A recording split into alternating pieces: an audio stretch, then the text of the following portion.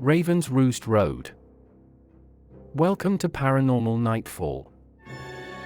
I'm Jake with my best friend, Chris. We formed the Shadow Seekers to investigate supernatural phenomenon.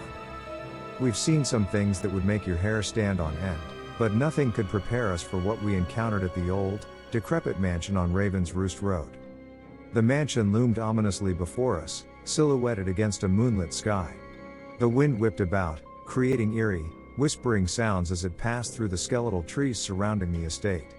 The house was massive and ancient, with broken windows and weather-beaten shingles, giving it a macabre appearance. Stepping into the foyer was like walking into a tomb. The air was cold, colder than it should have been. As we set up our equipment, cameras, EMF detectors, and digital recorders, we could feel a weight pressing in on us, a suffocating tension that made our hearts race. The readings on the EMF were going wild from the beginning. "This place is a hotbed," Chris whispered. His face was pallid, illuminated only by the weak light from our torches. As we ventured deeper, strange things began to happen. Our voices echoed back to us from the dark corners, not as we had spoken them, but twisted and distorted, like some demonic parody. We heard footsteps above us, the creak of weight on old wood, but when we would look, nothing was there. The stairs creaked as we climbed their worn steps. Once at the top we saw him. The Shadow Man. He stood at the end of a long hallway, darker than the surrounding darkness, a figure of pure dread. His eyes were the color of blood, glowing like two burning embers in the night. He stood still, his form twitching unnaturally as though fighting against a gale we could not feel. The sight of him sent a chill coursing down our spines. We sensed he was a predator, and we were his prey. Suddenly, he vanished.